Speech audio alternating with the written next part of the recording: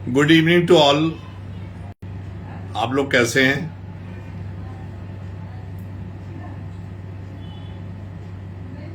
अभी लग रहा है मौसम का मजा ले रहे हैं। मौसम अच्छा है इसलिए कोई दिख नहीं रहा है। मुझे लग रहा है कि सभी लोग जो है मौसम में पकौड़ी चाय लग रहा है चल रहा है। बारिश हो रही है तो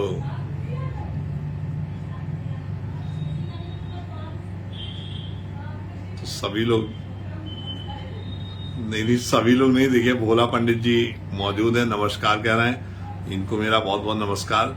शिव मंगल बाबा जय श्री राम बोल रहे हैं, राम राम बोल रहे हैं। बहुत अच्छा लगता है सनातनी धर्म प्रक्रिया में। जब हम लोग गांव में रहते थे, छोटे थे, तो वहां राम राम सुनने को मिलता था। मनीष सोनी जी हमसे जुड़े हुए हैं, जय हिंद बोल रहे हैं। जय हिंद। मनीष नवीन भारद्वाज जी नमस्कार। मैं बिल्कुल ठीक हूं, आपके सामने हूं। आज लाइव आने का एक बहुत विशेष कारण था कि मुझे सोशल मीडिया पर समझ में नहीं आता है कि कितना भी लोगों को समझाइए, फिर भी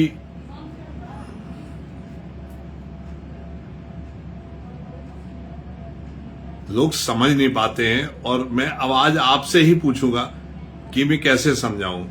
सुबह से लेकर शाम तक मैं 10 साल की उम्र से, जब मैं कक्षा 5 में पढ़ता था, तब से समाज सेवा में लगा हूं। इसको बताने के पीछे कोई उद्देश्य है।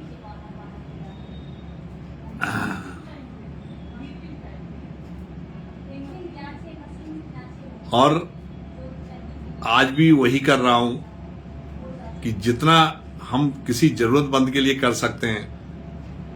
मैं बहुत इसका विरोधी हूं, पर मैं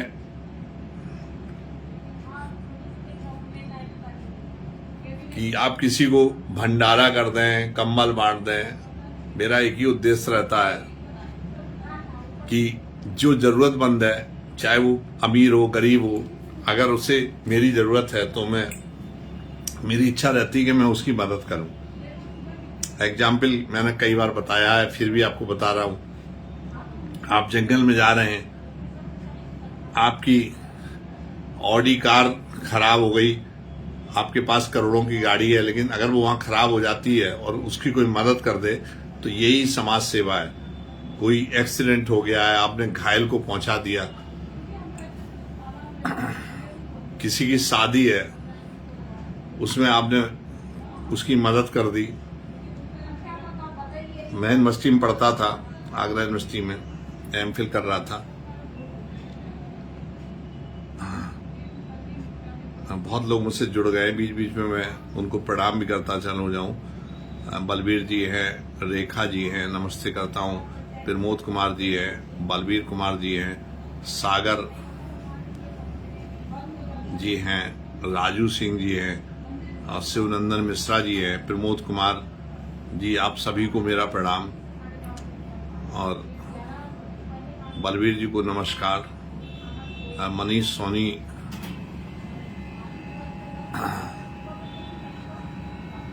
रेखा गिरी जी को भी नमस्कार। तो इतना लोग आ जाते हैं, नमस्कार करने के चक्कर में मैं भूल जाता हूं कि टॉपिक कहाँ चल रहा था।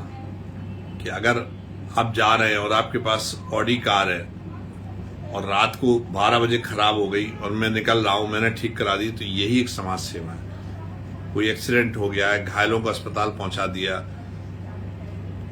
तो यही एक समाज सेवा है। भंडारा करना और किसी को पैसे बांटना, कपड़े बांटना, ये मतलब ठीक है, जिसकी जो श्रद्धा होती करता है, लेकिन मेरी समाज सेवा में ये बिल्कुल नहीं आता। मेरी समाज सेवा में ये आता है कि वो किसी जात का है, धर्म का है। मुझे याद है कि मैं जब एमफिल कर रहा था तो किसी लड़की ने मुझे कार्ड दिया और मैं शादी में पहुंचा, 2 दिन पहले ही पहुंच गया था। उसके घर के लोग जो है, बहुत बड़ी शादी थी, बड़े घर की लड़की थी और उसको उम्मीद नहीं थी कि जो मेरे साथ पढ़ रहे हैं, हम लोग भी बहुत सभ्य थे, लेकिन वहां हमने पहुंच के घर की तरह, कभी मैं टेंट लगवाता था, कभी जो है आलू के बोरे उठाता था, बाजार से सब्जी लाना। और फिर ये स्थिति हो गई कि उस लड़की ने, जो मेरी क्लास फेलो थी, उसने कहा कि मुझे, मेरे घर के सब लोग बिजी हैं, किसी को टाइम नहीं है, तो मेरे साथ मार्केट चलिए, गाड़ी में ड्राइवर नहीं है, कोई ड्राइवर खाली नहीं है। तो मैं गाड़ी में ले गया, वो कभी पार्लर, कभी बुटीक, कभी ये ठीक कराना, कभी वो ठीक कराना, कभी फॉल गड़बड़ा है, तो फिर चलिए 10 मैंने चक्कर काटे। उसने कहा कि मुझे इतना अच्छा लगा कि आप मेरे राशन कार्ड में तो नहीं हो, लेकिन मुझे अपने एक फैमिली मेंबर की तरह लगे और मुझे ये बहुत अच्छा लगा। और मुझे लगा कि सच्ची समाज सेवा यही है कि अगर आप किसी के सुख में दुख में उसके काम आते हैं तो ये सच्ची समाज सेवा है। तो मेरी चूंकि डेफिनेशन अलग है और मैं चाहता हूं कि आप अपने सारे गम, कभी भी आपको कभी मेरी आवश्यकता हो तो आप निश्चित मुझे याद करना। पर मैंने ये चीज YouTube पे डाल दी थी अपने पे कि आपकी कोई तकलीफ हो तो मेरे पास इतने फोन आए कि वो सब मेरे भाई जो है कब्जा किए हुए हैं और कई महिलाओं के फोन आते हैं कि सर मेरे पति दारू पीते हैं।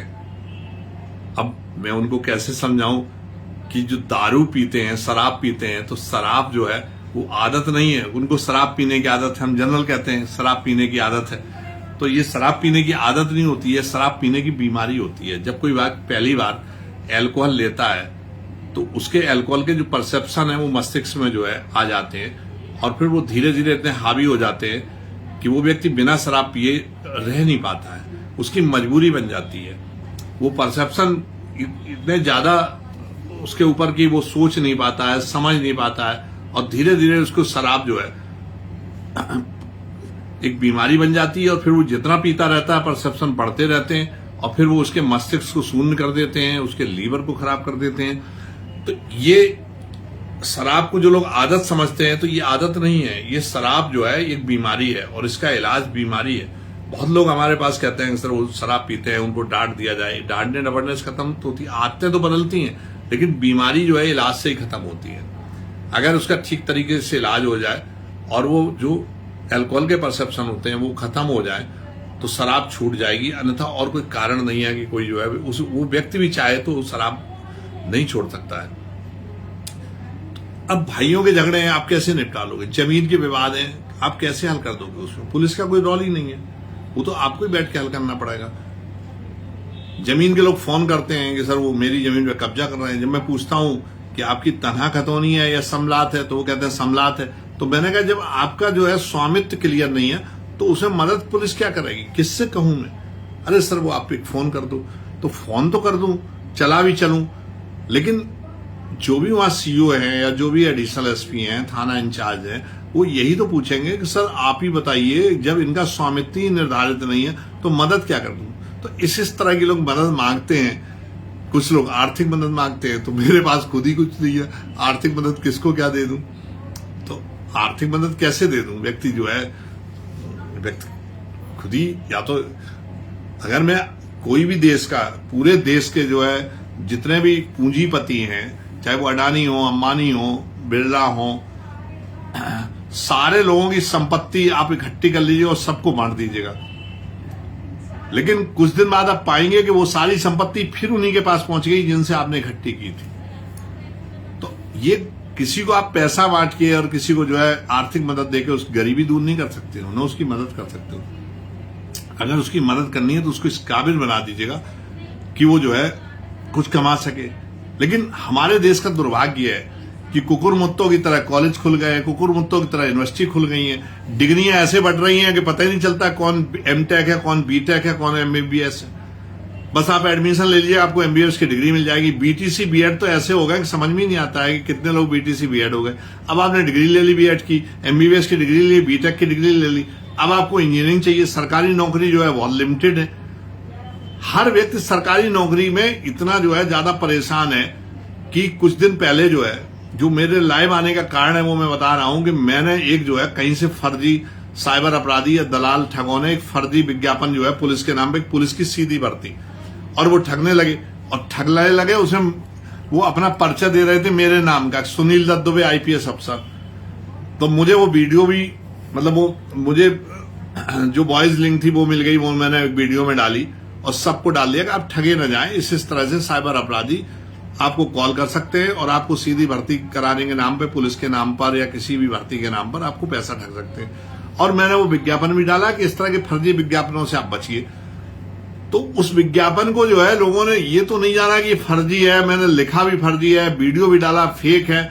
मेरे पास इतने कॉल आने लगे कि मैं इतना परेशान हो गया हूं कि सर पुलिस की भर्ती निकली है। मतलब इतना लोग, इसी का तो फायदा साइबर अपराधी उठा रहे हैं, इसी का फायदा ठग उठा रहे हैं, दलाल उठा रहे हैं।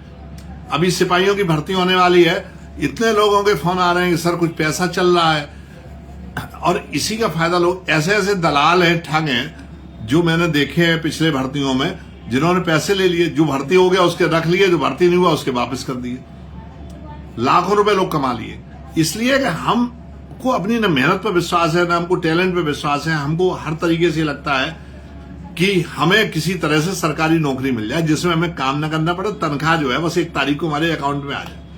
ये प्रवृत्ति जो है वो बहुत गलत है, और इसका मैं जब मैंने विरोध किया तो मुझे बहुत आलोचना भी मिली। बहुत लोग हमसे ये कहते हैं कि आप पा गए इसलिए आपको लगता है। तो मैं कहता हूं अगर आपके अंदर स्किल है, आपके अंदर टैलेंट है, तो आप मेहनत से करिए। और यही कारण है कि लोग पैसे की जो है हवस में इतना अंधे हो जा रहे हैं। कोई पेपर लीक कर दे रहा है, कोई जो है नकल करा रहा है, कोई सॉल्वर बैठा दे रहा है। स्कूल का प्रिंसिपल पैसे वाला होता है, स्कूल का प्रबंधक पैसे वाला होता है, वो भी पेपर लीक में सहयोग हो जाते हैं। पिछले बार आरओ का लीक हुआ था, इलाहाबाद प्रयागराज के स्कूल से जो है लीक कर दिया। स्कूल वाले ही पेपर लीक कर दे रहे हैं। अब जब माली ही चमन उजाड़ने लगे तो कोई क्या कर सकता है। सरकार जो है एकदम परेशान हो गई, प्रशासन परेशान हो गया, लेकिन कहीं ना कहीं से जो है लीक करने वाले जो है, अब स्कूल में हमने आपको दे दिया भैया पेपर मैं आपको दे रहा हूं, अब आप जो है पेपर को स्कूल में प्रिंसिपल को ये मान के दे दिया कि प्रिंसिपल है और वहां का प्रबंधक है, कंट्रोलर है, तो वो पेपर जिम्मेदार आदमी है। लेकिन वही अगर जिम्मेदार आदमी ही पेपर आउट कर देगा तो कैसे आप रोक लेंगे। तो मेन चीज ये है कि जिसको मैं बता रहा हूं कि ये फेक है, फर्जी है विज्ञापन, कोई ऐसे पुलिस की भर्ती नहीं होती है। वो मैंने लिखा भी कि ऐसे भर्ती विज्ञापन से बचें, ये फेक है, ये भी लिखा ऊपर कर लिखे, उसको कोई पढ़ ही नहीं रहा। सब बस यही फोन कर रहे हैं, अरे भर्ती आ गई, मतलब भर्ती आ गई, किसी तरीके से भर्ती हो जाए। अभी 3 दिन से हम लोग परेशान हैं। मेरा एक दरवाजा नहीं लग रहा है। मैंने पूरा शहर में जो है कारपेंटर से बात कर ली है, कोई कारपेंटर खाली नहीं मिल रहा है। नल खराब है, स्प्लेंडर नल टपक रहा है, स्प्लेंडर बदलवाने के लिए मुझे प्लम्बर नहीं मिल रहा है। लेकिन अभी अगर मैं वैकेंसी निकाल दूं चपरासी की, तो मुझे लग रहा है कि 70-80 लाख तो लोग आ ही जाएंगे एक वैकेंसी के लिए। न कोई मेहनत करना चाहता है, न कोई जो है अपने स्किल को टेस्ट करना चाहता है। आप इस लायक हैं कि नहीं है। आप चले जाइए, पंडित दिवाकर मिश्रा जी आपको प्रणाम, एसपी सिंह भी। तो मेरा जो एक बहुत बेसिक है जिसको कोई नहीं समझ पा रहा है, कि जिस चीज को हम लोग जो है अभी कई बार साइबर अपराधी के रोज अखबार भरा पड़ा है, इतना हम लोग मेहनत कर रहे हैं, इतनी मेहनत कर रहे हैं कि किसी तरह से साइबर अपराध के लिए जागरूक हो। लेकिन उसको मैंने वीडियो बनाई कि भाई इस तरह से लोग जो है साइबर अपराधी है, वो डीप फेक चेहरा बदल देते हैं, आवाज बदल देते हैं, आपको फोन करते हैं कि आपका जो है बेटा बलात्कार में पकड़ा गया है। रोज फोन आता है, डेली फोन आता है। मैंने वो वीडियो को पढ़ने वाला कोई नहीं, मैंने जबरदस्ती लोगों से कहा कि मेरा यूट्यूब चैनल सब्सक्राइब करिए, उसको भी लोगों ने कर लिया, फिर भी वीडियो देखने को तैयार नहीं। डेली फोन आता है, सर वो आपकी डीपी लगाए। मैंने कहा डीपी अगर यमराज की लगा देता, कुत्ते की लगा दें, बैल की लगा दें, वो तो अच्छा मेरी लगा रहे। डीपी से क्या है, आप जानते हैं ट्रू कॉलर जो है एक प्राइवेट चीज है, उसमें आप जिसकी चाहो डीपी लगा दो। आप भी तो लगा सकते हैं, आप भी किसी की भी लगा दो, मेरी लगा दो। समस्या ये है कि डीपी लगाने से पुलिस की कोई वर्दी में अगर डीपी लगा दे तो वो ये तो नहीं हो गया कि वो डीपी लगाने वाला एकदम पुलिस वाला हो गया। ये आप क्यों सोच रहे हो? डीपी तो एक जनरल चीज है, कोई गवर्नमेंट का तो ये चैनल वो ऐप है नहीं, ये तो कोई भी डीपी लगा सकता है। अब लेकिन डेली मेरे पास सुबह से लेकर शाम तक 1500-1600 फोन आ जाते हैं, सर वो आपकी डीपी लगी थी। अब दूसरा, कुछ लोग और भी हैं मुझे और ट्रोल करते हैं, वो और भी भयंकर है। अगर मैं कभी भी जो है आपको जागरूक करने के लिए अपनी मेहनत करता हूं, मैं कंटेंट तैयार करता हूं, उसके बाद मैं आपको देता हूं कि आप जो है कि आपको जो है पुलिस वालों की डीपी लगा के वो लोग जो है, कोई भी पुलिस वाले की डीपी लगा सकता है, डीजीपी की लगा दे। एक बार सचिन तेंदुलकर की लगा दी थी, अमिताभ बच्चन की लगा दी थी। एक बार मैंने मैसेज पढ़ा था यूपी के डीजीपी साहब की थी। एक बार मेरे पास आया था, उसमें एक रिटायर्ड जो है डीजीपी साहब थे, उनकी लगी हुई थी। कोई किसी की डीपी लगा दे, उससे क्या फर्क पड़ रहा है? आप क्यों पैनिक हो रहे हैं? समस्या इस बात की हो रही है कि जैसे ही आपने पुलिस की डीपी देखी, अगर आप मुझे जानते हैं तो आप उसको ये नहीं पढ़ रहे हैं जो मैं दिखा रहा हूं कि ये स्पूकिंग कॉल है, ये डीप फेक है, और इस तरह की जो है वीडियोस बहुत आसानी। अब रोज रील बनाते हैं, ओवर वॉइस करते हैं, उसमें अपनी आवाज लगा देते हैं, किसी की भी आवाज लगा देते हैं, कुत्ते बिल्ली की आवाज लगा देते हैं, गाना लगा देते हैं। तो आप किसी की भी आवाज को म्यूट करके किसी की आवाज लगा सकते हो, वो तो आवाज फर्जी है। आप उसके ओठों को देखिए, कुछ बोल रहा है। मैं इतने बार जो है आके मैंने इतनी वीडियो बनाई, आज की तारीख में 60-70 साइबर में वीडियो है, लेकिन उनको देखा किसी ने नहीं। हाँ, जब मेरी डीपी देखते हैं तो मुझे फोन जरूर करते हैं कि वो डीपी लगाए। तो मैंने कहा क्यों परेशान हो गए हो इतना, क्यों जो घबराए जा रहे हो कि वो डीपी लगाए? कह रहा वो मेरे चाचा बहुत घबरा गए थे। मैंने क्यों घबरा गए थे? कि उनमें फोन आया कि आपका लड़का बलात्कार पकड़ा। जब मैंने कहा लड़का सामने बैठा हुआ तो बलात्कार में कहां से पकड़ा जाएगा? एक सज्जन को मैंने एक दिन, अभी 3-4 दिन पहले अखबार में पढ़ रहा था, प्रयागराज के एक सॉफ्टवेयर इंजीनियर 3 करोड़ रुपए दे दिए। इसमें कि सर वो आपका जो है पार्सल जो है जा रहा था, वो पार्सल में जो है ड्रग्स पकड़ा गया है और आपकी जांच करनी है। अकाउंट की कौन सी जांच होती है? कभी अकाउंट की जांच होती है कि पार्सल पकड़े जाने पर? उसमें आपको जो है वो ताइवान जा रहा था, उसे फर्जी पासपोर्ट पकड़े गए तो आप पे कोई इंक्वायरी तो होगी, कोई आएगा कि खाली मोबाइल से। फिर आप ये भी नहीं देख रहे कि जो उन्होंने नंबर दिया वो अकाउंट किसका है, इसको भी आप तस्दीक नहीं कर रहे। मतलब हद हो गई है। फिर उसके ऊपर मुझे ट्रोल करते हैं, पता क्या कहते हैं? अरे आप इनको पकड़ते क्यों नहीं हो? भाई तुम चुनौतियों से लड़ सकते हैं, चूतियों से कैसे लड़ सकते हैं? वो पकड़े जाए, पकड़े भी गए, जेल गए, एक तो है नहीं, हजारों की संख्या में।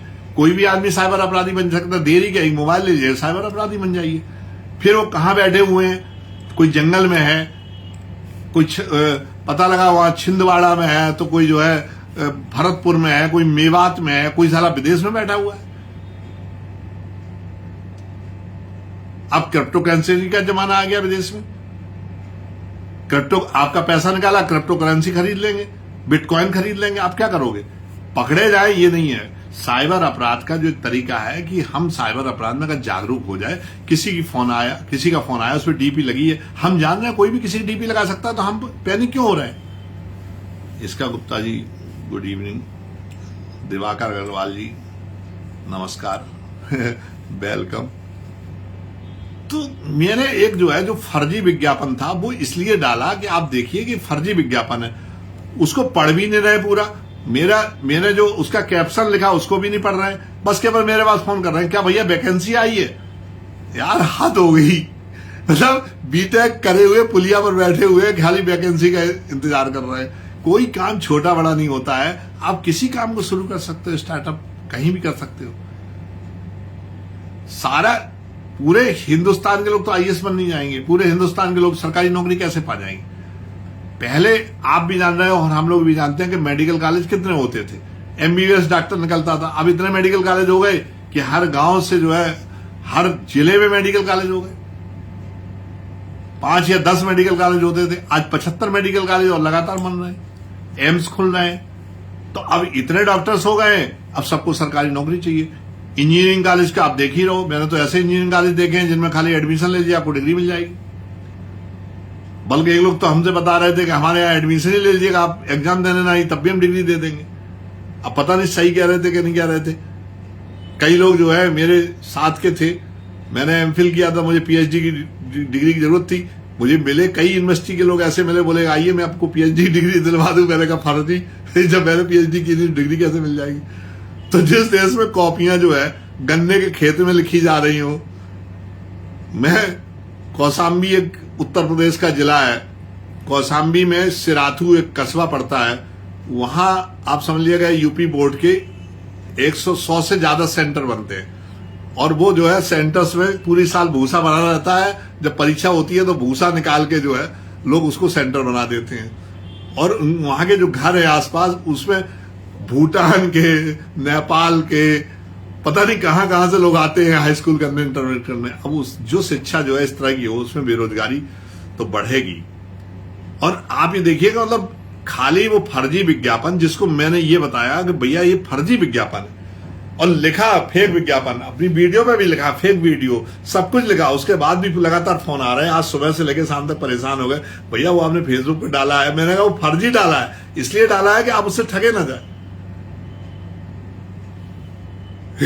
अब आप ही बताइए कि कैसे इनको समझाया जाए। उन्होंने कहा आपका लड़का बलात्कार पकड़ा गया, पैसे ट्रांसफर कर दिए। उन्होंने कहा कि आपका पार्सल में ड्रग्स पकड़ा गया, पैसे ट्रांसफर कर दिए। अरे रिश्वत, पैसे अकाउंट में कौन रिश्वत लेता है, और आप उसे रिश्वत दे रहे हैं छुड़ाने की, अकाउंट में दे रहे हैं, तो वो तो साइबर अपराधी है ही कहेगा। साइबर इसलिए बढ़ रहा है क्योंकि हम अज्ञान है, हमें ज्ञान नहीं है कि वो कौन सा अमिताभ बच्चन का जो आता है सीरियल, उसके नाम पर कि आपका इनाम निकला, अरे कौन ऐसे दे देगा। कई एक वो ग्रुप बना लिया, आजकल बहुत चल रहा है, एक ग्रुप बना लिया, उन्होंने कहा कि आपको तत्काल लोन चाहिए, कार चाहिए, जो चाहिए आपको मिल जाएगा, नौकरी चाहिए, वो नौकरी। वो कह रहा है कि आप हाई स्कूल इंटर की मार्कशीट भेजिए। आप देखिए मेरा फेक वीडियो है, उसमें आवाज मतलब वो किसी ठक्की है, और वो कह रहा है हाई स्कूल इंटर की मीडिएट भेजिए, आपको कोई शारीरिक प्रॉब्लम नहीं, आपको सीधी भर्ती होगा। कौन सीधी भर्ती कर लेगा, भर्ती का एक प्रोसेस होता है। और वो जो फर्जी विज्ञापन दिया, मैं कह रहा हूं फर्जी विज्ञापन है, लेकिन उसके बावजूद ही जो है लोग हमसे सुबह से आज फोन कर रहे हैं। मैंने कहा लाइव में सबको बता दूं कि विज्ञापन फर्जी है, कोई इस तरह की भर्ती का विज्ञापन नहीं हुआ, वो फर्जी है। मैंने तो सोचा लोग अवेयर होंगे, लोग मेरे ही पीछे पड़ गए कि सर कब से वैकेंसी निकली है, उसको पूरा पढ़ ही नहीं रहे। बहुत आश्चर्य होता है जब मैं पढ़ता हूं कि टेलीग्राम पे ग्रुप बना लिया, पढ़े लिखे लोग, यहाँ सॉफ्टवेयर इंजीनियर साइबर का शिकार हो गए, बनारस में जो है शिक्षिका शिकार हो गई, गाजियाबाद में जो है एक डॉक्टर थी, उनसे कहा कि तुम्हारा पार्सल में जो है वो निकला है, ड्रग्स निकला है, ताइवान जा रहा था। उन्होंने कहा मैंने तो कोई पार्सल ही नहीं भेजा। बोले कि आपका आधार कार्ड मिसयूज हुआ। बस वो परेशान हो गई, 3 करोड़ रुपए ट्रांसफर कर दिए। पहले ट्रांसफर करिए, फिर मैं जांच करूंगा। उसे ये भी कहा कि ये मैं जो अकाउंट भेज रहा हूँ वो रिजर्व बैंक के अकाउंट है। अब रिजर्व बैंक कौन सा अकाउंट भेजता है यार, कैसे समझाए, समझ में नहीं आता। तो यही समझ पा रहा हूं, इतने वीडियो डाले, वीडियो कोई देखता ही नहीं है। सब्सक्राइब भी जबरदस्ती कराया, भैया रोज आप फोन करते हैं डीपी लगी, तो आप बताइए, देखिए इस तरह से वो फर्जी डीपी नहीं होती है, वो मेरी वीडियो को उन्होंने जो है एडिट कर दिया। मतलब चेहरा जब बदल सकते हैं, आवाज बदल सकते हैं, तो ये तो सभी जानते हैं कि डीप फेक चल रहा है, आवाज बदल सकते हैं, स्पूकिंग कॉल हो सकती है। वो लड़की वीडियो बना दे रही थी, कई लोग ऐसे होते थे, किसी लड़की से दोस्ती कर ली, उसने कहा कपड़े उतारो, कपड़े उतार दिए, उसे वीडियो बना लिया, बोले कि वीडियो डिलीट कराओ, नहीं पैसे दे दूं। लोग पैसे ट्रांसफर कर देते थे। कौन सी सारा वीडियो, भाई जो स्क्रीन शॉट से, जो भी स्क्रीन चैट से वीडियो बनती है, वो कहीं अपलोड ही नहीं होती। अपलोड होने का एक तरीका होता है। अब हर आदमी ऐसे ऐसे मूर्ख है। मैंने अखबार में पढ़ा, वो सारा ट्रेन में पता नहीं क्या पटरी पर रील बनाने लगा, ट्रेन पलट जाए उसे कोई उसकी रील चलनी चाहिए। तो ये देश सच में वास्तव में यहाँ के पढ़े लिखे लोग जो है, मतलब इतना टैलेंट भारत में है कि लोग कहते हैं कि अमेरिका में पेंटागन में अगर 18 डॉक्टर्स हैं, या वहां के जो जितने अच्छे डॉक्टर्स हैं, इंजीनियर्स हैं, वो सब भारतीय हैं। तो इतने जिस देश में टैलेंट हो, जिस देश में इतनी शिक्षा हो, उस देश में डिग्रियां की स्थिति है कि मैं तो समझ में नहीं आता। अब तो मुझे पूछना पड़ता है, कोई कहता है कि बेटी की शादी कर रहा हूं भैया, लड़का क्या कर रहा है, बोले लड़का इंजीनियर। पूछना पड़ता है कहां से इंजीनियरिंग किया उसने। तो समस्या ही आ रही है कि ऐसे ऐसे डॉक्टर चले आ रहे हैं, पता नहीं कौन सी यूनिवर्सिटी जो है, उनके नाम भी याद नहीं है। कोई असम से, कोई मेघालय से, कोई जो है उत्तर प्रदेश से, कहां से मैं एक SIM की वो चल रही थी पेपर चेक करने की, तो उसमें ओ सर्टिफिकेट था और उसमें स्पष्ट लिखा हुआ था कि जो ओ सर्टिफिकेट वो SIM जो है, जो मिनिस्ट्रियल सेवा में SI की जो उसके कागज चेक हो रहे थे, तो उसमें मैं गोरखपुर में मैं लगा था। तो मैं देखा कि उसमें बहुत लोग थे जिन्होंने क्वालिफाई कर लिया था, लेकिन वो सर्टिफिकेट जो था कंप्यूटर का, वो सर्टिफिकेट वो कंप्यूटर के जो कुकुर मुत्तों की तरह जो दुकानें खुलती उनसे लेके आए थे, जबकि उसमें लिखा था कि वो जो है किसी मान्यता प्राप्त विश्वविद्यालय अथवा मान्यता प्राप्त स्कूल से होना चाहिए। तो अगर स्कूल भी देगा तो यूनिवर्सिटी तो उसका सर्टिफिकेट देगी, अगर वो किसी मान्यता प्राप्त बोर्ड हो या वो जैसे नील्ट वगैरह जो होता है उसके मान्य थे, या किसी यूनिवर्सिटी का मान्य था। कोई इंस्टीट्यूट तो नहीं देता है, लेकिन सबने जो है किसी ने महात्मा गांधी कंप्यूटर संस्थान उससे ले लिया था, वो दुकानें थी, कोई 6,000 फीस दिया, कोई 10। उनको ये तक पता नहीं था जो लोग उसमें मतलब सिलेक्ट हो गए थे, उनके जो सर्टिफिकेट थे वो ऐसी जगह से थे जिनको कोई मानता ही नहीं थी। वो कैसा वो रजिस्ट्रेशन नंबर है, मतलब पढ़ा लिखा आदमी को भी लोग जो है बेवकूफ बना दे रहे हैं। इससे बड़ा दुर्भाग्य क्या है कि जगह जगह जो कंप्यूटर सेंटर्स जो खुल गए हैं, वो कंप्यूटर सेंटर्स सर्टिफिकेट जो देते हैं वो आपको सीखने का देते हैं कि आप मेरे आए, आपने ये सीखा। वो इसका नहीं देते हैं कि आपको डिग्री दे दी। डिग्री हमेशा जब भी आपको मिलेगी वो किसी यूनिवर्सिटी की मिलेगी या बोर्ड की मिलेगी। तो मान्यता प्राप्त बोर्ड अथवा मान्यता प्राप्त विश्वविद्यालय की डिग्री चाहिए थी, लेकिन लोग कंप्यूटर से लेके आ रहे थे, सिलेक्ट हो गए, लेकिन उनके पास ये था नहीं, तो फिर बाहर हो गए।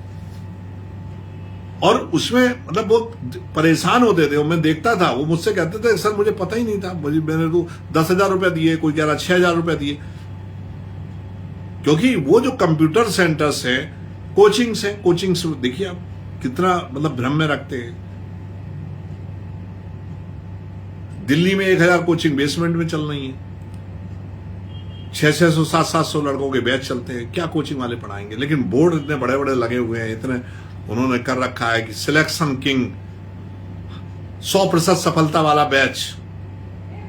हम लोग भी घबरा जाते थे, हम लोग भी दिल्ली में रह के बहुत दिन बेवजह, बाद में समझ में आया कि यार जब पढ़ना ही है कमरे में बंद हो गए तो राजेंद्र नगर में रहने से क्या फायदा, मुखर्जी नगर में क्या फायदा है, घर में ही रहो, सब कुछ तो घर में उपलब्ध है। अब तो वाईफाई भी जो है गांव में लगा हुआ है, घर में लगा हुआ है, वाईफाई लगाई, कमरा बंद करिए, आराम से घंटी बजाइए, मम्मी जो है चाय पानी कॉफी सब कुछ। दिल्ली रहने का फायदा क्या है? बहुत ज्यादा आप चाह रहे हो तो कोचिंग कराइए, फिर घर आ जाइए। जो लोग वहां रह रहे हैं नरकी जीवन व्यतीत कर रहे हैं, छोटे छोटे कमरे, आप देखिए जीना जा रहा है, जीने के नीचे कमरे, बड़ा सा हॉल है उसमें जो है पार्टीशन रह गए कमरे, लकड़ी के पार्टीशन, आग लग जाए तो जिंदगी चली जाए। कभी आप चले जाइए मुखर्जी नगर, चले जाइए ओल्ड राजेंद्र नगर, चले जाइए आप साकेत, चले जाइए, आप देखिए पूरी बिल्डिंग बनी हुई है, 4 फुट की गली, कूड़ा सब बाहर पैदा हुआ, निकल नहीं सकते आप, खड़े नहीं हो सकते 2 घंटे, और उसमें रह के आप जो है तैयारी कर रहे हैं केवल इसलिए कि भाई हम दिल्ली में पढ़ रहे हैं। हम कह रहे हैं कि आपने कोचिंग कर ली, उसके बाद घर आगे पढ़िए, दिक्कत क्या है? कौन सी ऐसा चीज है? आजकल अमेजॉन पे बुक्स आ रही हैं, कोई भी आपको बुक्स की जरूरत हो, कोई भी आपको जो है नोट्स की जरूरत हो, टॉपर्स के नोट्स स्कैन करके बाकायदा बाइंड करके बुक बना के आजकल आ रहे हैं। आप ऑनलाइन ऑर्डर करिएगा, मिल जाएगा। लेकिन ऑनलाइन आप मखाना मंगा सकते हो, ऑनलाइन आप जो है जूते मंगा सकते हो, कपड़े मंगा सकते हो, किताबें नहीं मंगा सकते हो। आपको पता ही नहीं है, मंगा लीजिए किताबें, ऑनलाइन किताबें आ रही, सारी किताबें अमेजॉन पर जो है उपलब्ध है। इतने सुंदर सुंदर टॉपर्स के नोट को लोगों ने जो है बाकायदा स्कैन करके और उनकी पूरी बुक्स बना दी है, पूरी सीरीज उपलब्ध है। वहां 600 लड़कों में तो ऐसा ही होता है जैसे लोग मैच देखने जाते हैं क्रिकेट के, दूर बैठते, दिखाई नहीं पड़ता। हम तो टीवी में देखते, दिखाई पड़ती, बॉल ये जा रही है, छक्का लगा, चौका लगा, ये सब लगता रहता है, देखते रहते। टीवी में मैच देखना अच्छा लगता है कि वहां देखना अच्छा लगता है? मैंने वहां भी देखा, दूर से दिखाई नहीं पड़ रहा था कि कौन खड़े हैं, समझ ही नहीं आ रहा था कि रोहित शर्मा बैटिंग कर रहे हैं कि हार्दिक पांड्या कर रहे हैं। टीवी में दिखाई पड़ जाता, बोलता भी रहता है भैया हार्दिक पांड्या आ रहे हैं, ये मारा, वो मारा, ये दिखाई पड़ रहा है, वो दिखाई पड़ रहा है। कभी कभी अनुष्का शर्मा भी दिखाई पड़ जाती हैं। तो ये कभी कभी धोनी अपने परिवार के साथ दिखाई पड़ जाते हैं, और वहां तो दिखाई नहीं पड़ता कि धोनी कहां बैठे हैं। तो यही कोचिंग का भी है। आप दिल्ली में कोचिंग करिए, उसके बाद 2 साल 3 साल खाने की कोई व्यवस्था नहीं ठीक से, आपके पास सोने के लिए इतना बड़ा कमरा है कि अगर आप 6 फीट के हैं तो आपके पैर ही टकरा जाएंगे उसमें। लेकिन आपका सेटिस्फैक्शन है और आपका आत्मविश्वास है, अगर आपको लगता है कि दिल्ली में रहने से ही हम आईएएस बन सकते हैं, तो कोचिंग वाले भी कहते हैं कि आप आईएएस बनना चाह रहे हैं और मैं बनाना चाह रहा हूं। मतलब ये मेरे व्यक्तिगत विचार है। मैं नहीं कहता हूं कि आप दिल्ली न जाइए, मैं नहीं कहता हूं कि आप प्रयागराज न आइए, लखनऊ न जाइए, लेकिन मैं कहता हूं कि अगर आपने जो है एक बार आपके पास, आपने सिलेबस देख लिया है, आपके पास रिसोर्सेज हैं, आपके पास प्लानिंग है, फिर आपको घर तैयारी करने से कौन रोक रहा है? जितने भी लड़के सिलेक्ट हुए, चाहे वो दिल्ली सिलेक्ट हुए, चाहे प्रयागराज से सिलेक्ट हुए, चाहे लखनऊ से सिलेक्ट हुए हैं, वही सिलेक्ट हुए हैं जो कमरे से बाहर नहीं निकलते थे। या तो आप बहुत टैलेंटेड हैं और बहुत ज्यादा जो है आप मेहनती हैं, क्योंकि सिविल सर्विस में अथवा जितनी भी हाई कॉम्पिटिटिव एग्जामिनेशन है, चाहे वो यूपीएससी के हो, चाहे वो विभिन्न राज्यों की प्रशासनिक परीक्षाओं के हो, एक बात मैं बहुत क्लियर कहना चाहता हूं कि उसमें मेहनत बहुत काम नहीं करती, काम करती है लेकिन 50% मेहनत काम करती है और 30% टैलेंट काम करता है और 20% किस्मत काम करती है। जो मैंने पढ़ा आ गया, आपने टिक मार दिया। जो हमने पढ़ा नहीं आया, क्योंकि कोई क्वेश्चन सीधे सीधे नहीं आता है, हर क्वेश्चन घुमाओ आता है। वो स्किल चाहते हैं, एग्जामिनर्स चाहता है कि स्किल क्या है आपकी। इसलिए हम तो कहते हैं कि अगर आप में स्किल नहीं है तो आप क्यों जो है, अब तो ये हाल हो गया है कि वो पुलिस में सिपाही की भर्ती से लेके आईएएस सारे पेपर 10 लाख 50 लाख 60 लाख ये कैसे इकट्ठे हो रहे हैं? इसलिए तो हो रहे हैं। 10 लाख लोग अगर पीसीएस में बैठते हैं तो मैं कहता हूं 9 लाख तो नॉन सीरियस लोग हैं। मैं गारंटी से कहता हूं, जो हर कंपटीशन में आपको मिल जाए, आरओ में लेके सिपाही की भर्ती तक में वो मिल जाएंगे आपको। एसआई में, सिपाही में, डिप्टी एसपी में, आईपीएस में, आईएएस में, सारा वही भीड़ जो है जो आपको दिखाई पड़ता है। उनको हर एग्जाम देना है, बैंक का भी, रेलवे का भी। तो आपका टैलेंट है बहुत। मैंने ऐसे लड़के देखे हैं जो मेरे यहां भर्ती होके सिपाही में आए, लेकिन अगर वो रुके रहते, उनमें धैर्य रहता तो वो आईएएस हो जाते। इतने टैलेंटेड थे। अब वो कहते हैं, मैंने सोचा कि ठीक है, एक आधे एग्जाम्पल ऐसे हैं कि कुछ लोग रह के भी ड्यूटी करते ही कंपटीशन निकाल लेते हैं, लेकिन ये एक्सेप्शन है।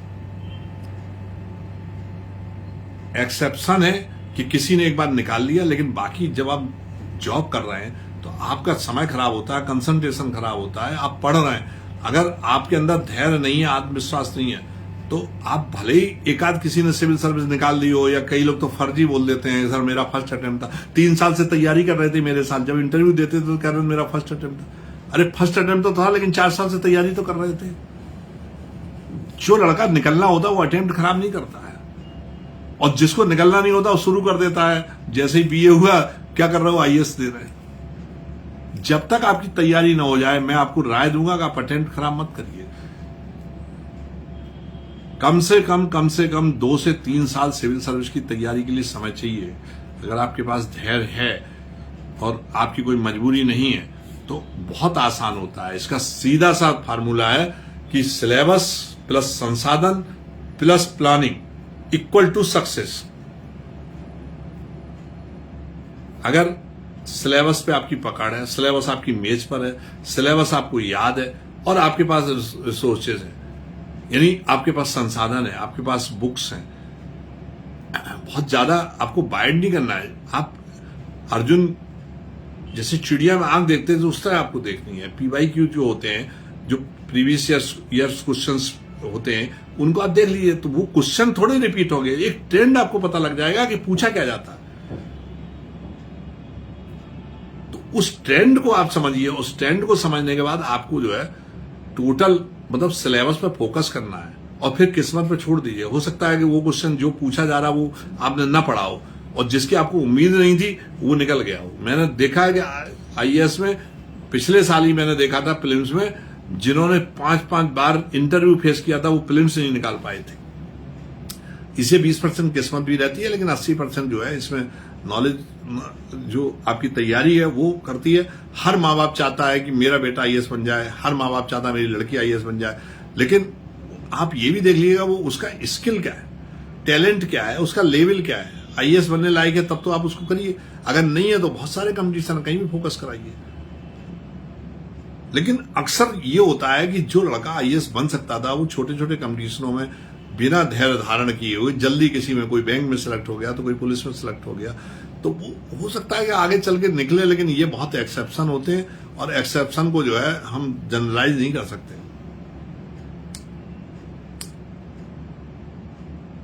बहुत लोग, मैं पढ़ भी नहीं पा रहा हूं। अंजलि सिंह नमस्कार, राजेश दलाल जी और नरगिस जी जय हिंद। तो मेरा जो आज लाइव आने का जो मेरा उद्देश्य था वो यही था कि समाज में इतने ठग हैं। प्रवीण सोनी जी नमस्कार। ये मेरे अपने व्यक्तिगत विचार हैं, व्यक्तिगत राय है, अगर आप सहमत हैं तो बहुत अच्छा लगा। लेकिन ये सच है कि हमें किसी भी चीज का जो है वो सब नहीं करना चाहिए। कौआ कान ले गया, लोग कौआ ढूंढ रहे हैं, अरे कान भी देख लीजिए है कि नहीं। ये नहीं किसी ने कह दिया कौआ कान ले गया, मतलब एक फर्जी एडवर्टाइजमेंट जो है वो मैंने डाल दिया कि आप इससे होशियार रहे, तो उसको पढ़ नहीं रहे बल्कि मुझसे पूछ रहे हैं कि भैया पुलिस में वैकेंसी निकली है। और यही अगर वो जो है इसी एडवर्टाइजमेंट को किसी साइबर अपराधी उनको पहुंचता और फिर वो उनको कॉल करता, वो कॉल कर ही रहा है कि मैं पुलिस अधिकारी हूं, आपको सीधी भर्ती में कराऊंगा, आप इतना पैसा दे दे, इतना पैसा दे दे। जो भी साइबर अपराधी होता है 2 मिनट बात करने के बाद पैसे पे आ जाते हैं। तो अगर कहीं भी जो है इस तरह का जो है कोई घटना होती है जिसमें वो आपको चीट कर रहा है, तो आप ये होशियार हो जाइए।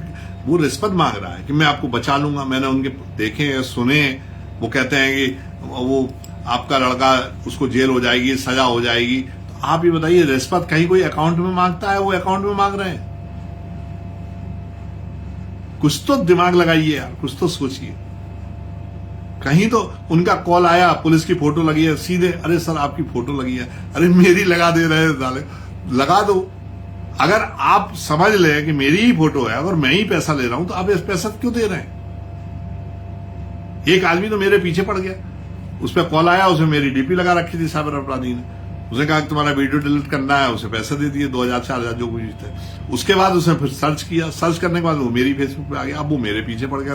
नंबर मैंने इसलिए उसमें दे रखा था कि भाई आपको कोई दिक्कत हो, कोई कंफ्यूजन हो तो आप मुझसे पूछिए। वो कहेगा आप ही हो, क्योंकि डीपी मेरी लगी हुई थी। वो मान ही नहीं रहा, कह रहा आप ही हो। वो नंबर नहीं देख रहा है, वो केवल डीपी देख रहा है। मैं उससे कह रहा हूँ डीपी कोई किसी की लगा सकता है, लेकिन वो मान ही ना, मेरे पीछे पड़ गया। मुझे उसके जो है सारे फिर फोन वोन सब जो है बंद करने पड़े, उसके जो है ब्लॉक करने पड़े। वो मान ही नहीं रहा है, क्योंकि वो डीपी मेरी लगी हुई। तो डीपी तो किसी की भी लगा दे, कोई भी लगा दे, जानवर की डीपी लगा दे।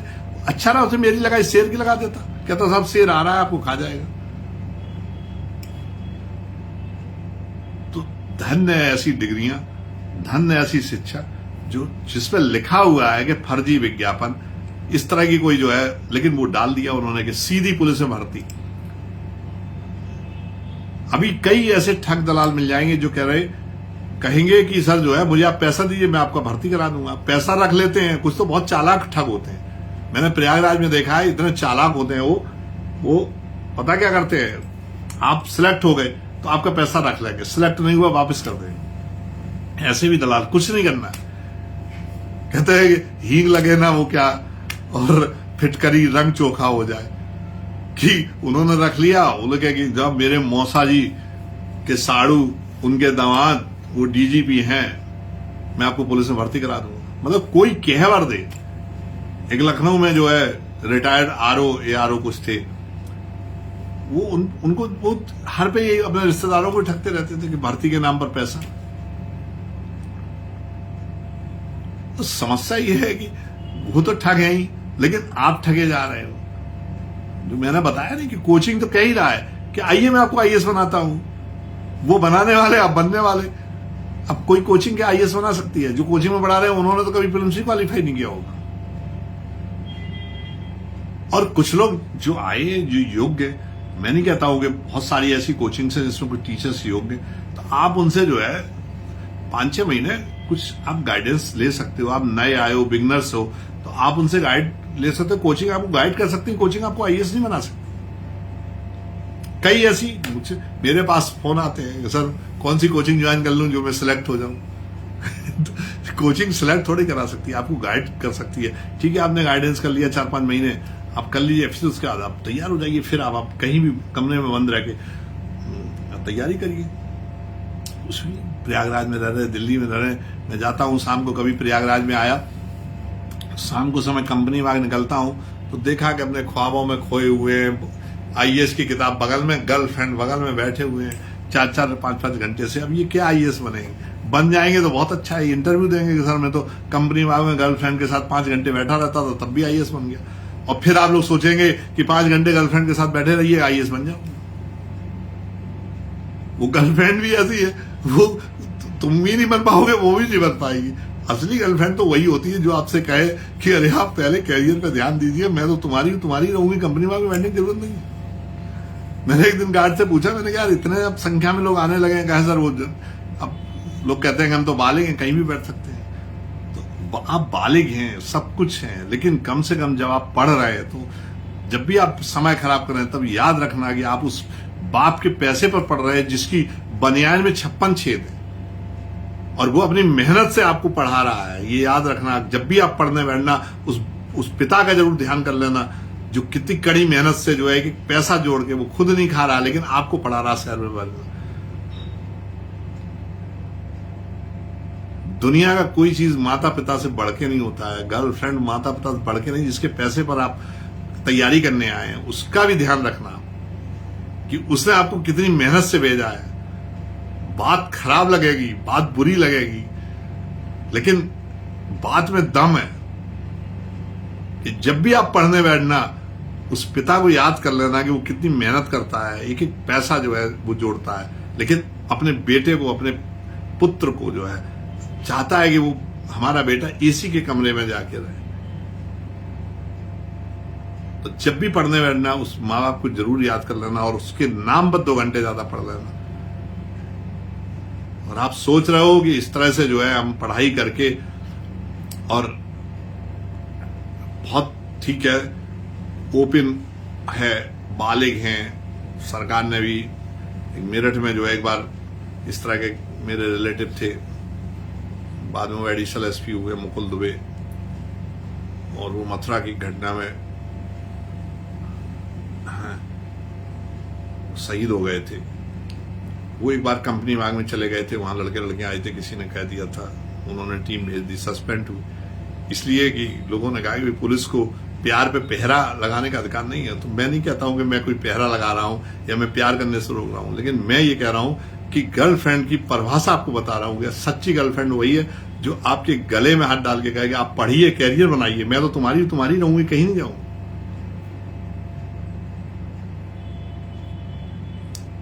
मैं भी खुल के बोलता हूं, मुझे आलोचना सुनने की आदत बन गई है। जब भी मैं सोशल मीडिया पर, मेरा भी शौक है लोगों से जुड़ना और अपनी जो भी जैसे भी मैं, वो मेरा समाज सेवा का एक कार्य है, मेरा जुनून है और मैं करता हूं, तो मुझे कोई डर नहीं लगता है। लेकिन आलोचना मैं भी सुनता हूं, लेकिन मैं ये सोचता हूं कि कम से कम 50% लोगों के मैं अगर दिल में हूं और 50% लोगों के दिमाग में हूं तो मैं तो 100% लोगों के पास पहुंच गया। तो आलोचना भी अच्छी लगती है, वो भी मुझे टीआरपी देती है। अगर आपने मेरी आलोचना कर दी तो वो भी मुझे जो है टीआरपी देगी, क्योंकि आलोचना का जवाब हमेशा जो है, भारत में टैलेंट की कमी नहीं है, बस ये है कि लोग जो है, लोगों ने जमीन से सोचना बंद कर दिया, इसलिए कि शिक्षा जो है वो अंग्रेजों की हो गई। शिक्षा हमको जो है पैसा कमाना सिखाती है, संस्कार नहीं सिखा रही है। शिक्षा हमको टैलेंट नहीं सिखा रही है, शिक्षा हमको जो है दक्षता नहीं सिखा रही है। शिक्षा केवल डिग्री दे रही है, शिक्षा डिग्री का हो गया, व्यापार हो गई शिक्षा। सरकार ने जो है जो योजना बनाई थी, इसलिए बनाई थी कि इंजीनियरिंग कॉलेज खुलेंगे, लोग शिक्षित होंगे, तो हमारे गांव में बहुत सारे जो गांव में छोटे छोटे उद्योग होते हैं, व्यवसाय होते हैं, वो पनपेंगे, उद्योगीकरण बढ़ेगा, निवेश बढ़ेगा। लेकिन उसकी जगह लोग डिग्री लेकर जो है बस ढूंढने लगे कि सरकारी नौकरी कब मिले। और कब आपने रेलवे में देखा होगा, हमको याद रहता था कि वो रेलवे अब तो वैकेंसी नहीं निकाल रहा है, ठेके पे ज्यादातर गाड़ियां जो चल रही हैं वो अच्छी कंडीशन में है, अच्छी सफाई है। वो पहले वो पानी भरना था तो मुगल सराय में जो है भूल जाता था, कहता था कोई बात नहीं, इलाहाबाद में भर देंगे, इलाहाबाद भूल गया, कानपुर भर देंगे। वो अपना एसी में झाड़ू लेके बैठ जाता था, सफाई व्यवस्था जो है अपने भगवान जाने। ये हम लोग भी पुलिस में जो फालवर थे, नियमित फालवर है, जिनकी जो तनख्वाह है 60-60 हजार रुपए, दारू पी के पड़े रहते हैं, और जो संविदा पे 10,000 रुपए वो काम करते हैं। तो इसको क्या किया जा सकता है कि आप हम लोग बहुत परेशान हो जाते हैं। कुछ लोग तो ऐसे होते हैं जो बहुत मेहनती होते हैं, वो अपने काम को अंजाम देते हैं, लेकिन कुछ लोग ऐसे होते हैं कि सरकार, मैं ही कई बार मैं गया, बाबू है ही नहीं। मैं अभी परसों एक बैंक में गोरखपुर चला गया था, वहां वो बोले कि वो सीट पे आप चले जाइए। मैं उस सीट पे गया, बोले कि वो मैम कहाँ, बोले बच्चे को लेने गई। महिलाएं तो उन्होंने कर दी हैं, लेकिन बच्चे को लेने अब गई, तो फिर मैं इंतजार करता रहा। जब वो मैडम आ गई तो मेरा काम हुआ 1 घंटे बाद। तो कितना अच्छा है। कई बार हम लोगों को भी ऐसा सा लगने लगा है कि मतलब मुझे शर्म आती है कि बैठे हुए ही और लेकिन काम नहीं कर रहे हैं, जनता से व्यवहार अच्छा नहीं है, दिन भर समझाइए। कुछ लोग बहुत अच्छे हैं, जिनके संस्कार हैं वो अच्छे होते हैं। व्यक्ति का काम है, वो बेचारा परेशान हुआ बैठा हुआ है, और वो साहब जो है सरकारी अधिकारी है, सरकारी नौकरी है, उसको सुन ही नहीं रहे। गरीब आदमी कितनी देर से आके बैठा हुआ, इसका भी समय खराब हो रहा है। एक आदमी को 10 बार बुला रहे हैं, बोले आज मेरे पास टाइम नहीं है। कई बार मुझे कई ऐसे जो है मेरे यहाँ पुलिस अधिकारी थे जो मेरे अंडर में काम करते थे, मुझे डांटना पड़ता था कि भाई उस आदमी की जो है रोजंदारी, उसको एक दिन बुला लीजिए, आप अपना काम छोड़िए, उसको देख लीजिएगा। इससे वो अपनी मजदूरी छोड़ के आया है आपके पास, तो जो है आप अपने काम को शाम को भी कर सकते हो, दोपहर को भी कर सकते हो, उसको पहले करिए, क्योंकि वो गरीब आदमी है। उसका जो भी आपको बयान लेना हो, जो उससे पूछना होगा उससे पूछिए, वो जाए, वो अपना काम छोड़ के आ रहा है, क्योंकि उसकी रोजी रोटी वही है। तो ये सरकारी नौकरी का जो है जो हाल है, वो सब जानते हैं कि जितनी सरकारी जो है, जहां चीज को सरकारी करेंगे वहां लोगों में जो है पता नहीं क्यों होता है, प्राइवेट में वही व्यक्ति अच्छा काम करता है, लेकिन जैसे ही वो सरकारी हो जाता है फिर पता नहीं स्लैगनेस क्यों आ जाती है, शिथिलता क्यों आ जाती है। मतलब जो सफाई कर्मी, अभी आपने देखा होगा, मैं किसी विभाग की आलोचना नहीं कर रहा हूं, सभी विभागों में यही हाल है।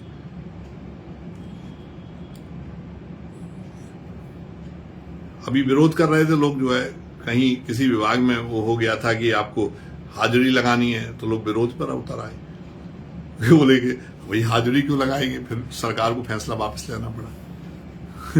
हम लोग तो देखते हैं पुलिस में तो लगातार जीडी चलती है, हर मिनट पर आप 5:15 पे आए, उसमें जेल में जीडी चलती है, आप कब आए, कब एंट्री हुआ, कब आगे। जेलर भी अगर जाता तो एंट्री होती कि जेलर साहब जेल में आए, अब जेलर साहब जेल से निकल गए। मुझे लगता नहीं था कि गलत क्या है, कहीं भी हाजिरी लगवा दो मुझसे, अगर मुझे आना है तो जाना है, लेकिन कोई सुनना नहीं चाहता है। अगर हम लोग कहीं भी किसी विभाग की बुराई करते हैं, लोग हमारे पीछे पड़ जाएंगे, सर आपके विभाग में मेरी आलोचना करने लगेंगे। सब जगह यही हाल है, कोई भी विभाग हो, कोई भी ऑर्गेनाइजेशन जो है पूरी तरह सही नहीं होता। उसमें जो लोग हैं जो आ गए, अगर वो संस्कारवान है, चाहे वो पुलिस विभाग में हो, शिक्षा विभाग में हो, रेल में हो, अगर उन्हें काम करने की आदत है तो वो काम करेंगे, अगर आदत नहीं है तो किसी विभाग में चले जाए, काम नहीं। और ये सच है, इसमें कोई दिक्कत नहीं।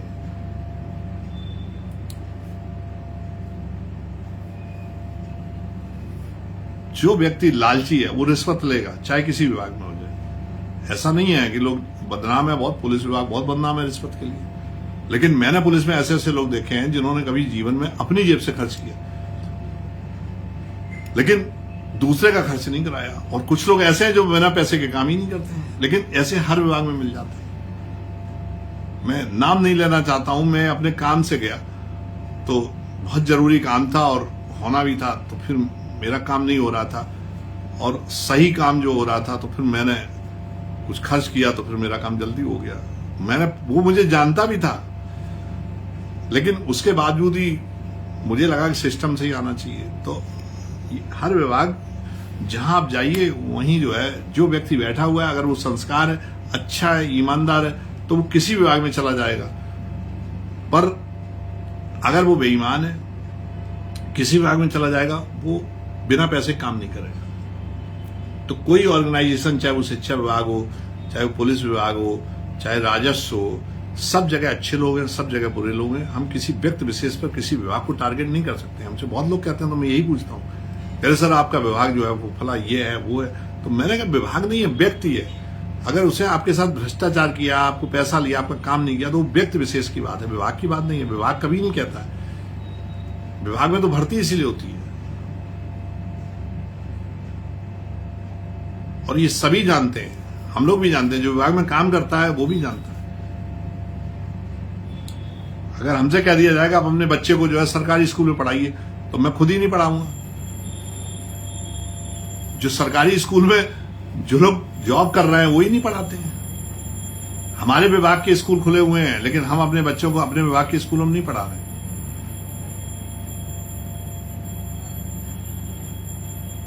इसलिए कि उसे पढ़ाई अच्छी नहीं होती है, वो सब सरकारी है। कहने में कोई बुराई नहीं है, आलोचना है तो स्वतंत्रता है, अभिव्यक्ति स्वतंत्रता है। और हम लोग कुछ भी, मेरे निजी विचार है, इनका किसी विभाग से कोई मतलब नहीं है।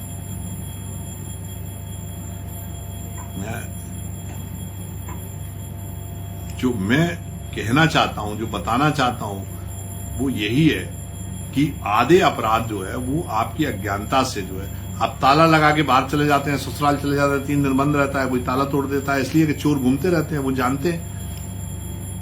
कैसे ये रुक पाएगा? वो तभी रुक पाएगा जब आप घर में बाहर ताला ना लगाएं, पैडलॉक लगाएं। उनको पता ही नहीं चल पाता कि अंदर से बंद है, बाहर से बंद है। पड़ोसी को जो है आप बताए जाएंगे, भैया अंदर जो है आप लाइट वाइट जला देना, तो चोरी नहीं होगी। अब आप बंद चले गए अपने लड़के के पास, 15 दिन लौट के आए, जो भी चोर घूम रहा है उसको, वो तो अपने आप समझ लेगा काम नहीं है, धूल पड़ी हुई है, लाइट बंद है, अपने आप समझ जाएगा कि इस घर में कोई नहीं है। और बंद घर में वो बाउंड्री तोड़ेगा, तोड़ के दरवाजा घुस जाएगा अंदर। सामान भी आप कहाँ रखेंगे? सामान भी आप लॉकर में रखेंगे। अब आजकल के जो चोर है वो केवल लॉकर को तोड़ते हैं, इसलिए कि वो बाहर निकलेंगे, पैसा रुपया जेवरात छुपाने की चीजें लेके निकल जाएंगे। अब कोई फ्रिज टीवी लेके चोरी नहीं करता। तो चोर भी अब हाईटेक हो गए। और अब तो जो है सबसे बड़ा अपराध साइबर अपराध है, जो कोई दिक्कत ही नहीं है, केवल आपको फोन कर रहा है, आपकी वीडियो डिलीट करने के लिए आप पैसा दिया, पैसा भेज दे रहे हैं। अरे वीडियो डिलीट, आज तक कोई वीडियो जब आपने देखी नहीं किसी की, जो है जो उन्होंने जो है वायरल की हो, वायरल वीडियो करने के लिए उनको अकाउंट बनाना पड़ेगा, उनको अपनी आइडेंटिटी देनी पड़ेगी, वो पकड़े जाएंगे। वो केवल धमकाते हैं। अब उसमें भी पुलिस अधिकारी की फोटो लगा दी। जब पुलिस अधिकारी की फोटो लगी हुई तो वो किसी की लगा दे, आप क्यों भ्रमित हो रहे हैं? फोन दिन भर फोन आता है। मैं कह रहा हूं मेरा वीडियो पहले ही डाल रखा है। बोले मैंने आपका चैनल तो सब्सक्राइब है, वीडियो नहीं सुनी, उसको सुनने का टाइम ही नहीं है। मैंने एक वीडियो डाली कि आप साइबर अपराधी रहे, ये आपको जो है वीडियो डिलीट करने के नाम पर आपसे पैसा वसूल कर सकते हैं।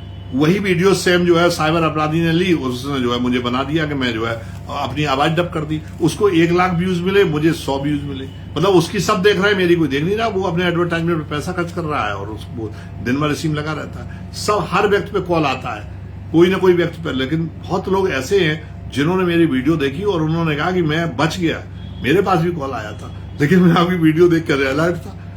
तो जागरूक रहिएगा। ये कहने से आप पकड़ते क्यों नहीं है और कार्रवाई क्यों नहीं करते हो?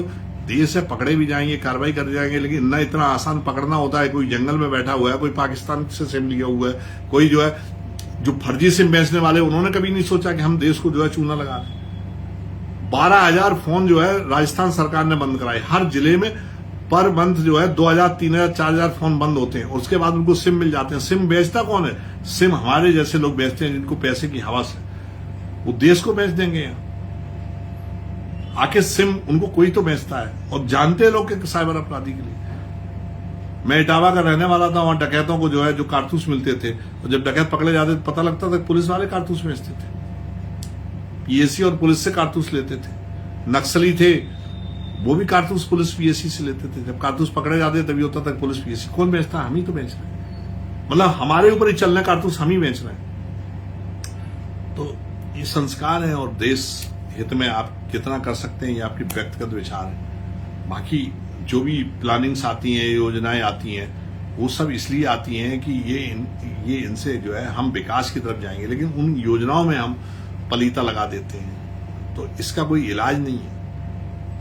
एक ही इलाज है कि हम साइबर अपराधों के प्रति जागरूक रहें, हम हर अपराध के प्रति जागरूक रहें। हमको मोटरसाइकिल है, हम गैराज नहीं बनवाएंगे, हमारी गाड़ी चाहे महीने में 2 बार चोरी हो जाए, लेकिन हम अंदर नहीं रखेंगे। हम कहते हैं आप गली में ही रखिएगा। आप किसी शहर में चले जाइए, हर गली में बाहर गाड़ियां लगी हुई हैं। गैराज बनाने में दिक्कत क्या है? क्यों नहीं लोग गैराज बनाते? मैं तो आज समझ नहीं पाया। और जो गैराज भी बनाए हुए हैं उन्होंने कोचिंग को दे दिया है,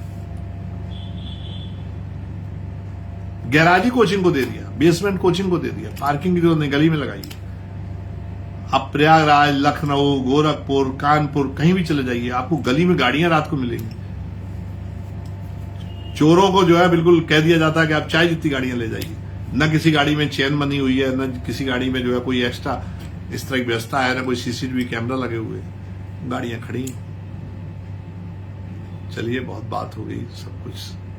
नमस्कार आप सब लोगों को। सारी बातें मेरी व्यक्तिगत थी, अगर आपको कोई बात खराब लगी हो तो उसे व्यक्तिगत मत लीजिए। जय हिंद, जय भारत।